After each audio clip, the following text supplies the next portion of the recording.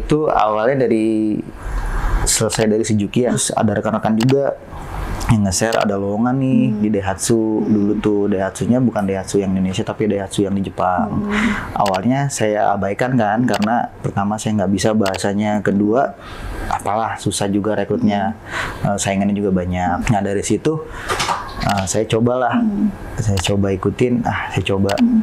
Cuman minta satu aja, minta pengalaman aja, dia pengalamannya ex Astra ataupun ex Suzuki, langsung dikasih formulir oleh BKK-nya. Nah saya isi.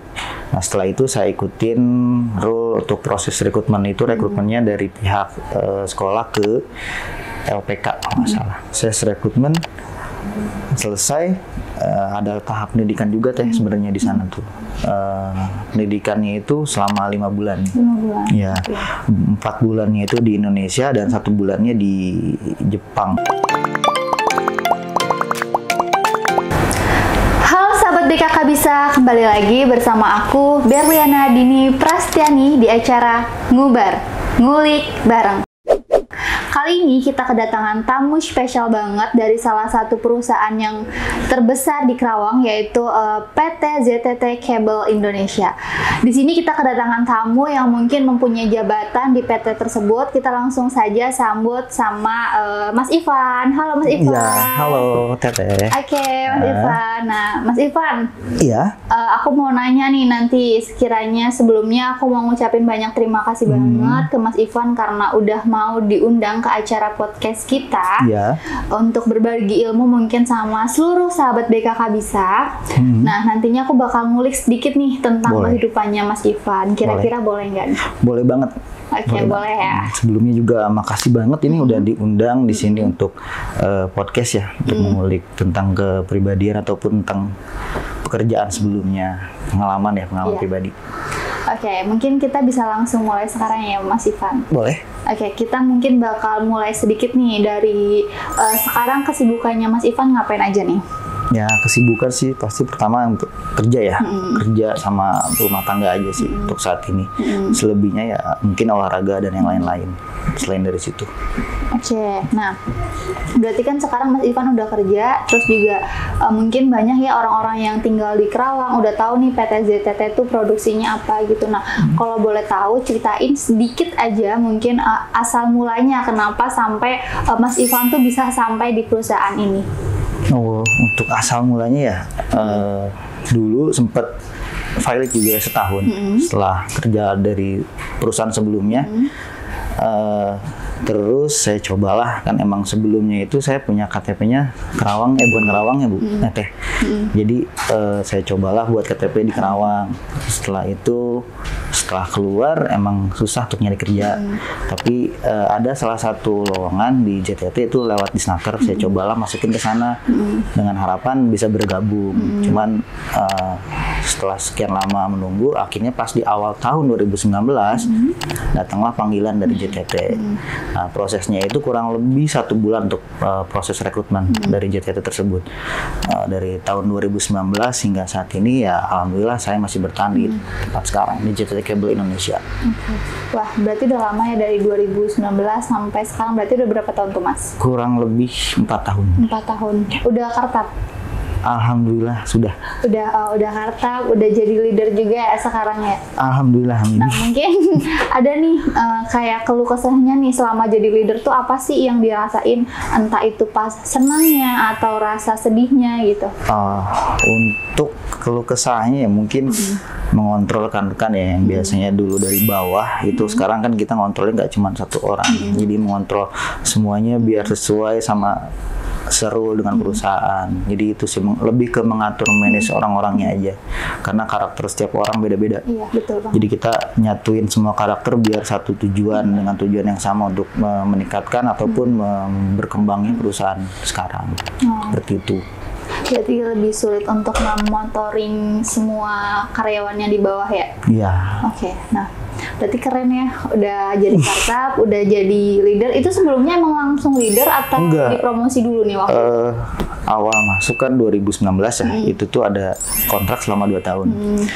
Sempet cemas juga sih awalnya karena 2020 itu di akhir sudah masuk juga peraturan pemerintah yaitu Omnibus Law untuk masalah tenaga kerjaan. Jadi sempet pesimis juga sih di sana karena takutnya tidak ada kelanjutan. Ternyata alhamdulillah di awal tahun itu langsung dapet SK juga.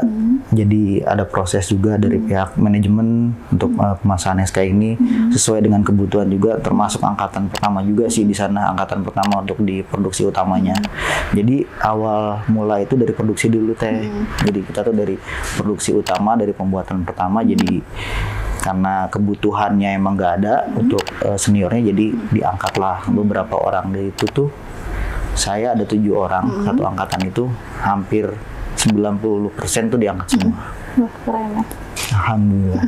Terus nyampe akhirnya diangkat jadi posisi leader yang sekarang? Untuk posisi sekarang itu di akhir tahunnya. Jadi di akhir tahun ada perubahan manajemen ya. Jadi ada yang keluar juga dari manajer, resign. Jadi ada promosi beberapa bagian. Jadi dari leader saya itu dipromosikan naik jabatan, dan ada kekosongan kan di grup saya itu untuk masalah leadershipnya. Jadi saya juga awalnya nggak paham itu seperti apa rule-nya. Ternyata sudah ada nama yang diajukan oleh direktur sendiri. Yaitulah saya dipanggil di akhir tahun itu untuk melakukan seleksi tes oleh pihak HRD. Nah, setelah tes itu baru dikasih tahu pas interview kalau misalkan ada beberapa nama yang dicalonkan untuk menggantikan posisi yang kosong seperti leader itu. Jadi saya dipromosikan langsung oleh pihak perusahaan dari atasan langsung. Berarti rezekinya bagus ya. Alhamdulillah. Nah, berarti kan nih tadi sebelumnya Mas bilang pindah KTP ya. Iya. Nah, kalau boleh tahu sebelumnya berarti Mas Ivan tuh orang mana sih? Sebenarnya sudah lama juga teh di Karawang, cuman dulu pas pertama kali pembuatan KTP elektrik itu kan ngikutin akte ya. Akte saya kan dulu di Jakarta, jadi buatlah KTP elektrik pertama itu di Jakarta. Jadi setelah proses kerja yang sebelum-sebelumnya itu nggak ada masalah, cuman setelah kerja terakhir sebelum di JTT ini saya coba untuk nyari kerja di Karawang itu sulit kalau bukan KTP Karawang juga kan. Ya udah mau nggak mau saya gantilah KTP yang Jakarta karena keluarga juga kan kebanyakan tinggal di Karawang. Saya buatlah KTP Karawang. Jadi alhamdulillah setelah dari situ dapatlah bekerja di sini, dapat ya sempat banyak juga sih panggilan sebenarnya setelah ganti KTP jadi Karawang. Wah. Berarti mungkin ada ya tips buat teman-teman yang mungkin pengen kerja di Karawang tapi mungkin banyaknya kan kalau di Karawang itu zonasi gitu ya Mas ya. Terus jadi kayak harus domisili Karawang. Terus mungkin bisa nih ngikutin jejaknya Mas Ivan, mungkin mau buat kartu keluarga sendiri, akhirnya KTP-nya berubah gitu. Nah, itu juga bisa banget. Atau mungkin Mas Ivan sebelumnya kan katanya tadi udah nikah. Iya. Itu gantinya sebelum nikah atau sudah? Jauh. Oh, jauh sebelum nikah. Berarti baru kartu keluarga sendiri? Kartu keluarga dulu sendiri, bisa dari keluarga. Terpisah ya? Iya, nah, buat sendiri. Seperti itu teman-teman. Jadi kalau emang teman-teman yang mau di sini di Karawang, terus karena terpatuk sama zonasi, mungkin teman-teman bisa ngikutin jejaknya Mas Ivan. Iya, betul. Mungkin terpacu oleh Perda juga ya Bu ya. Karena Perda sendiri kan dari peraturan daerah Karawang itu 60% mayoritas harus orang Karawang dari perusahaan. Seperti itu. Nah nih Mas, berarti kalau boleh tahu juga nih, sebelumnya Mas Ivan tuh pendidikannya apa nih, lulusan dari mana? SMA atau SMK? SLTA teh. Oh, SLTA. Iya. Itu di mana? Di SMK 1 Karawang. SMK 1 Karawang. Oh, alumni Neskar. Iya, alumni Neskar. Oh, alumni Neskar. Nah, saya sapa dulu dong, siapa tahu ada nih sahabat BKK mungkin dari alumni Neskar yang mungkin kenal sama Mas Ivan, mungkin angkatan tahun berapa gitu. Halo alumni Neskar angkatan 2010 ya. Saya Irfan. Salam kenal dan sehat selalu rekan-rekan di sana. Oke. Semoga sehat selalu dan mungkin nih siapa tahu mau butuh info lokal silakan hubungin aja langsung. Boleh. Kita lanjut nih Mas. Nah sebelumnya boleh tahu nggak sih sampai akhirnya Mas Ivan tuh ada di titik yang sekarang masuk di perusahaan ZTT, terus jadi leader. Nah sebelumnya tuh ada nggak sih pengalaman dari perusahaan-perusahaan yang lain gitu? Ada. sebelumnya. Malah awal dari karir itu sempet ini ya 1 tahun lebih saya tuh nggak kerja sama sekali. Coba ikut pelatihan ya teh di Bandung untuk seleksi kepolisian. Awal dari karir saya sendiri. Terus cuman dari satu tahun setengah itu tidak ada perubahan, jadi banyak gagal juga. Saya saya ini kan balik lagi aja ke Karawang. Nah, untuk coba peruntungan di Karawang. Setelah saya balik lagi, saya coba untuk beralih ke coba kerja di perusahaan. Saya cobalah untuk bekerja di Yamaha dulu. Pertama kali saya kerja itu tuh jalurnya lewat yayasan dulu. Pertama kali kerja. Itu yayasan mana? Yayasan yang ada di daerah Karaba. Dulu tuh yayasannya GSS kalau nggak salah namanya. Oh, GSS. Oh, Global. Iya. Masih ingat ya ada.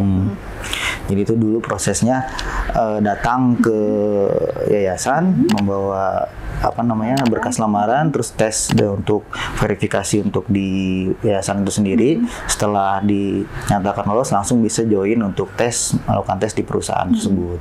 Kebetulan di saat itu ada lowongan untuk di Yamaha, di Yamaha 1 tepatnya di YPMI. Oke. Terus setelah itu ada nggak pengalaman di perusahaan lain?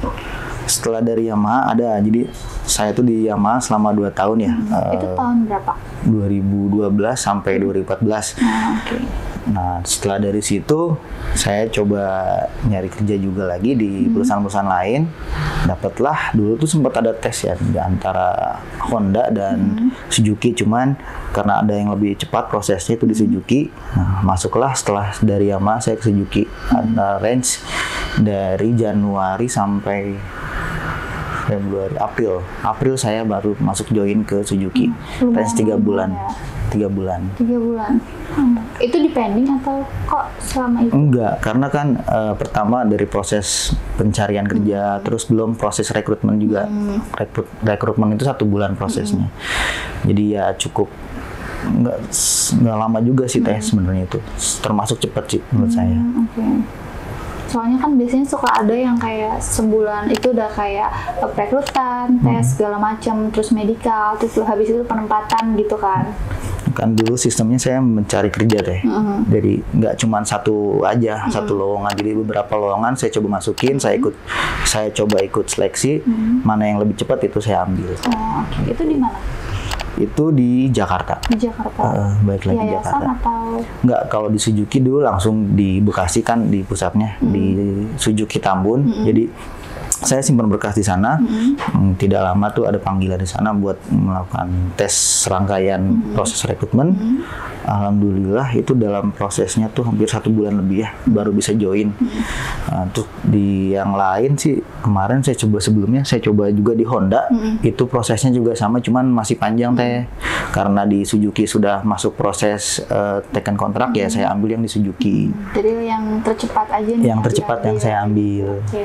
Nah, mungkin buat teman-teman nih sahabat BKK yang mau ngikutin jejaknya si Mas Irfan juga bisa banget ya. Bisa. Mungkin di mana tadi Suzuki Tambun. Suzuki Tambun mungkin yang di Jakarta sekarang sudah tutup ya karena di Jakarta tuh sudah ada regulasi untuk di sana tidak ada pabrik, hanya ada kantor aja. Sekarang sih kondisi pabriknya pindah ke daerah Cikarang, Gise kalau nggak salah, Delta Silicon. Tapi untuk sistem perekrutannya masih sama atau tidak nih, Mas? Kalau untuk sistem perekrutannya sih saya kurang paham ya untuk yang sekarang. Mungkin lebih ke job street ya. Kalau nggak job street, saya juga belum tanya-tanya lagi untuk sistem perekrutan sekarang di sana seperti apa. Karena sudah lama juga tidak ada komunikasi. Paling hanya sama ex Suzuki aja sih masih komunikasinya.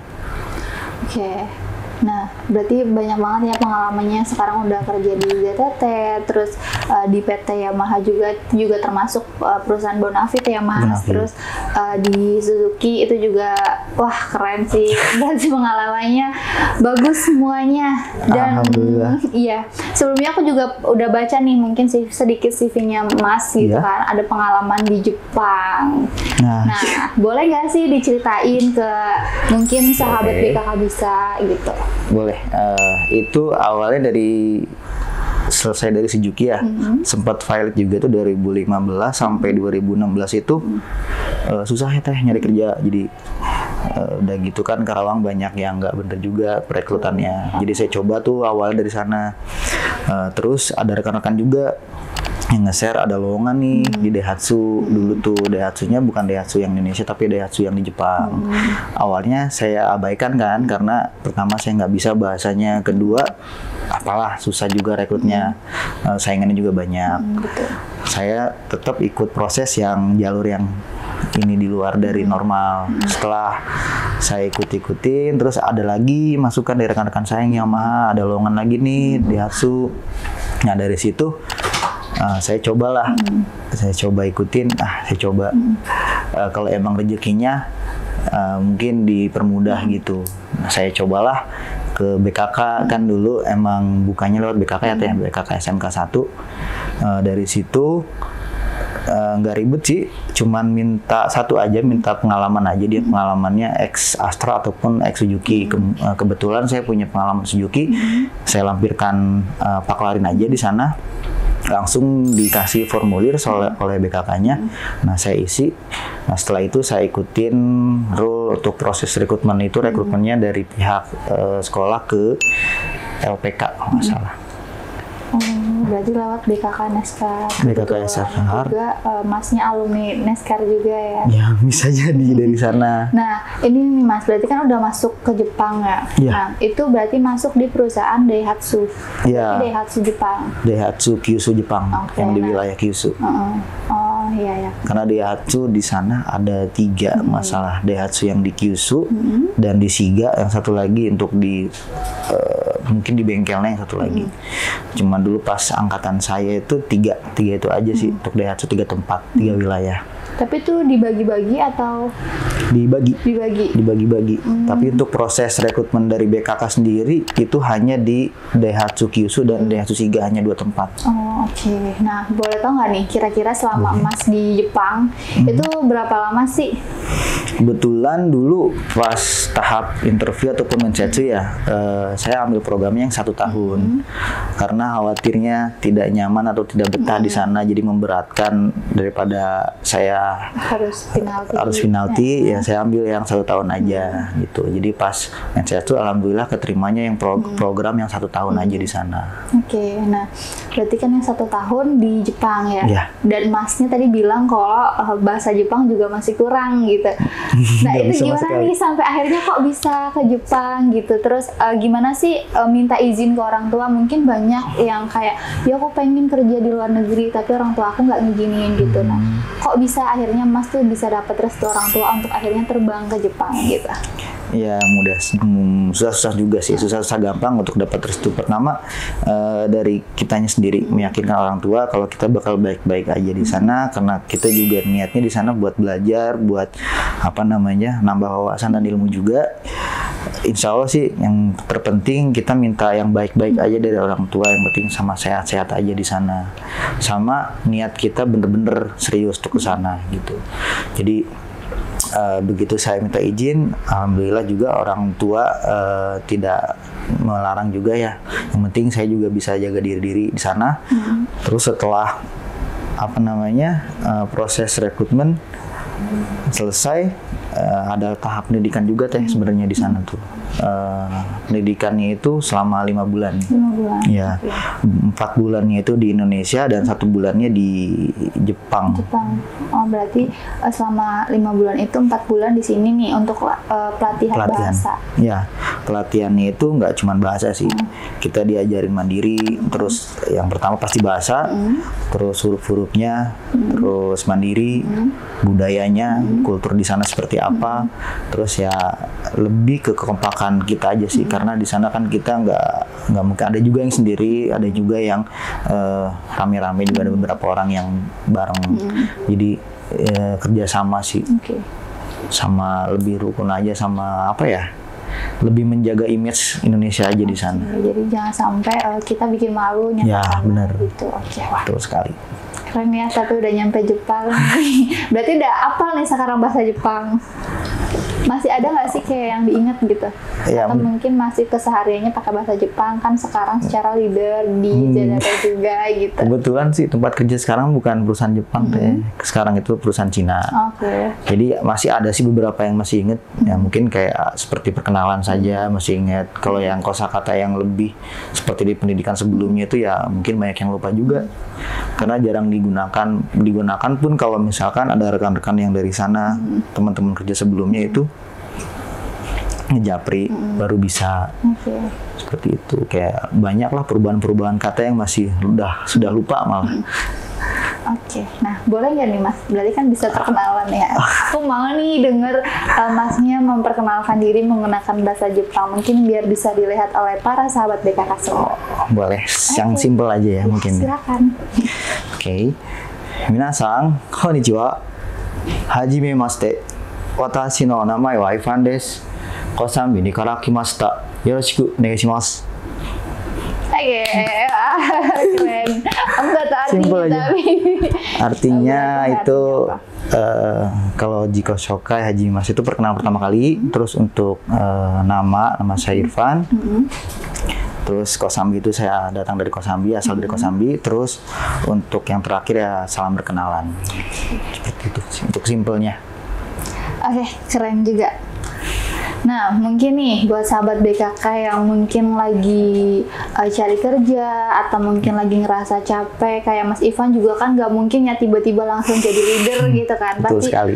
Punya banyak banget pengalaman atau mungkin lika-liku kehidupan yang nggak mungkin lurus terus gitu kan ya Mas. Ada belok-beloknya, ada ngerasa capeknya gitu. Nah, mungkin buat sahabat BKK, aku cuman mau kalian tetap semangat. Terus buat kalian yang mungkin lagi cari informasi loker, beasiswa, atau mungkin pelatihan, kalian bisa langsung aja kunjungi websitenya BKK Bisa gitu. BKK Bisa. Siap. Oke, kita lanjut lagi nih Mas Ivan. Nah, boleh. selama Mas Ivan hidup nih sampai ke detik ini, hal apa sih yang sekiranya tuh Mas Ivan tuh ada di titik merasa ini tuh titik terberat Mas Ivan? Ya mungkin di saat ini ya Teh, karena sebelumnya mungkin masih di zona-zona nyaman, kerja hanya datang dan pulang aja biasa, tidak ada pikiran. Mungkin sekarang banyak bebannya karena yang kita urus banyak juga, nggak cuma sendiri-sendiri, kadang yang lain juga kita urusin. Sekarang tuh yang titik beratnya benar-benar pikiran tuh keluar semua, udah itu dari kerjaan ataupun rumah tangga juga gitu. Mungkin di saat ini.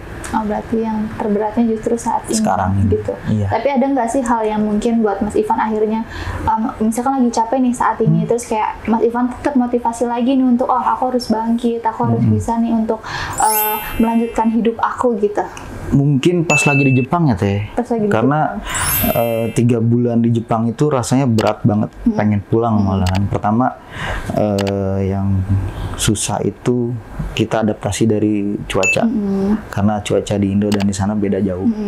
Pertama kali saya sampai ke sana itu pas banget musim semi, jadi semi itu suhunya masih rendah banget, kadang bisa nyampe 6 derajat. Oh iya, dingin banget. Itu pertama kali yang harus kita hadepin, pertama dari segi cuaca, terus setelah itu lingkungan kerja, terus pekerjaan sendiri, dan sama rekan-rekan yang lain, sama makanan juga. Itu hal-hal yang bikin berat sekali pada saat di Jepang. Jadi 3 bulan pertama tuh rasanya pengen pulang. Cuman satu hal yang bikin saya motivasi bertahan di sana tuh ya keluarga aja. Karena saya ke sana tuh kalau tanpa support dari keluarga nggak akan bisa. Jadi saya sebisa mungkin tidak mau mengecewakan keluarga ataupun sampai bikin keluarga saya tuh khawatir gitu. Betul banget. Itu aja sih. Oke, nah untuk pengalamannya sendiri nih di Jepang, mungkin ada hal yang terindah nih gitu yang mungkin sampai sekarang detik ini Mas sendiri tuh belum bisa ngelupain kenangan itu. Ada nggak sih? Wah, banyak banget ya kalau boleh nih diceritain. Ya mungkin pertama dari segi kultur ya, kulturnya yang berbeda, terus cuaca juga 4 musim di sana yang nggak pernah kita rasain juga di sini. Terus yang paling menarik sih momen-momen pas liburnya sih, liburannya. Jadi setiap kota tuh di sana punya keindahannya masing-masing. Jadi Setelah apalagi saya kan di Daihatsu juga ya di sana. Daihatsu itu termasuk manufaktur terbesar juga. Jadi kalau sekalinya libur tuh panjang. Di sana tuh 1 tahun ada 3 libur panjang. Itu ada di winter, summer, sama ada Golden Week. Itu winter itu pas libur musim panas, musim dingin, sama Golden Week itu di bulan Mei. Nah di bulan Mei itu banyak sekali kultur-kultur budaya-budaya Jepang yang dilestarikan ataupun yang ditampilkan oleh orang-orang Jepang sendiri. Terus menariknya lagi ya bisa liburan jauh gitu, bisa paham setiap kota itu budayanya ternyata beda-beda dan bahasanya pun sama seperti kita. Setiap kota itu di sana beda-beda dari logat atau bahasanya, seperti itu. Terus juga kehidupan di sana mungkin lebih nyaman ya, karena nyamannya tuh bebas polusi sih yang paling utama, karena di sana untuk emisi itu rendah sekali. Jadi pengguna kendaraan itu paling hanya beberapa persen aja, karena mereka itu di sana menggunakan transportasi massal seperti kereta, bus, ataupun naik sepeda. Sehari-hari rata-rata sih yang paling banyak sepeda. Lebih suka budaya di sana tuh ramah. Terus banyak hal-hal yang nggak kita kayak nggak disadari aja gitu. Loh kok bisa gitu. Karena di satu momen saya sama rekan-rekan itu makan di salah satu tempat makan di sana. Jadi karena kita baru juga belum lama, setelah makan itu kita pulang kan. Nah setelah pulang itu kan ada pembayaran kan. Nah setelah pembayaran itu ada tuh satu orang bapak-bapak yang tidak kami kenal. Kita tuh berlima posisinya pas makan. Beliau menanyakan ada berapa lembar, ada berapa yang dibayar. Ini Pak, tanya 1 lembar. Terus beliau menanyakan lagi hanya 1 lembar. Ada sih 2 lembar bil pembayaran. Nah kita kagetnya itu beliau minta bil pembayaran kita, terus beliau membayarkan itu semua tagihan makanannya, dan beliau bilang udah kalian di luar saja katanya. Dan kita pun di situ sontak kaget berlima, kita nggak kenal beliau siapa, ataupun di tempat kerja pun nggak ada. Nah, setelah beliau keluar, kami berlima nunggu di depan kan, otomatis di depan toko makanan itu. Jadi kita beri ucapan terima kasih ke beliau, yang sangat terduganya beliau cuman berbicara kepada kita dalam bahasa Jepang ya, kalian semangat ya di sini katanya. Sudah pulang gitu. Dan itu pun hal yang nggak diduga gitu. Kita nggak kenal beliau siapa, dekat pun enggak, nyapa pun enggak pada saat makan, tapi beliau membayarkan makanan kita semua dan hanya memberi support ke kita semua untuk semangat terus di Jepang. Itu sih. Oke, wah keren banget ya. Keren asli. Termasuk orang yang beruntung juga dalam pertemanan, dalam lingkungan, dalam kerjaan juga. Betul. Gitu. Terus tapi itu juga nggak lepas dari doa orang tua Mas juga ya pastinya. Pastinya. Wah, berarti budaya di Jepang keren banget ya. Pasti sih, pastinya keren. Dia budayanya itu ya dari kecil emang dididik seperti itu, dididik untuk mandiri, terus tidak terlalu memanjakan ke hal-hal yang lain. Untuk masalah saya sih lebih salutnya untuk masalah kebersihan aja ya. Kebersihan itu mereka dari kecil tuh sudah diajarkan mandiri untuk bersih-bersih, karena entah ini berat atau enggak, saya dapat gambaran sendiri untuk bersih-bersih di sana itu kalau kita menyewa itu mahal. Untuk sewa cleaning service untuk membersihkan apartemen ataupun rumah, itu biaya kebersihannya itu bisa di atas sampai 50 juta. Oh iya. Iya, makanya dari dini sekali itu anak-anak di sana tuh diajarkan untuk bersih-bersih, untuk masalah attitude segala macem. Itu wah keren banget sih di sana. Wah, keren banget ya. Nah, ini kan berarti mungkin tadi masih ada yang mau nanya atau masih mungkin belum jelas nih, kok bisa sih akhirnya si Mas Ivan bisa masuk ke perusahaan Jepang. Nah, jadi dia mendaftarkan dirinya melalui BKK awalnya ya, SMK Neskar. Nah, mungkin buat para sahabat BKK bisa yang pengen juga nih, aku pengen deh kerja di Jepang gitu. Nah, mungkin teman-teman bisa langsung kunjungi websitenya BKK bisa, entah itu di Jatim, di Jateng, sama di Jabar. Pastinya kita banyak sekali BKK yang mungkin buka pemagangan khusus pemagangan Jepang gitu. Dan mungkin teman-teman bisa daftar ke situ, siapa tahu memang ada rezekinya teman-teman untuk gabung bersama perusahaan Jepang tersebut, dan mungkin nantinya bakal mengalami hal yang sama nih seperti yang sudah Mas Ivan lakuin gitu. Oke, kita next selanjutnya. Nah, berarti kan sekarang udah fokus nih tinggal di Indonesia, atau ada sih kayak keniatan Mas Ivan untuk balik ke Jepang lagi gitu? Sebenarnya kalau misalkan lihat Instagram ataupun tentang kultur di sana lagi sih ada kemungkinan pengen, wah gue pengen balik lagi nih ke sana gitu. Cuman karena posisi sekarang sudah punya kerja tetap juga di sini ataupun sudah berumah tangga juga, ya mau nggak mau harus di sini. Cuman tidak menutup kemungkinan ya ingin ke sana lagi juga. Berarti masih ada keinginan? Masih. Oke.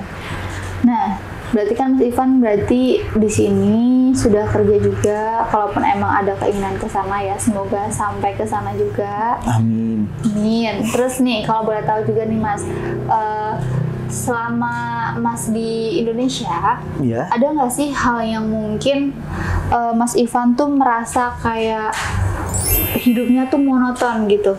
Terus kayak, kok di sini ya mungkin ada perbedaan nih ketika Mas hidup di Jepang sama di Indonesia, dan hal itu tuh seperti apa nih contohnya? Monoton ya. Kayak Mas tuh merasa stuck di situ aja gitu. Untuk di saat ini sih untuk kerjaan ya. Kalau stuck sih mungkin enggak ya. Cuman ya karena kurang upgrade aja, mungkin upgrade pendidikan juga.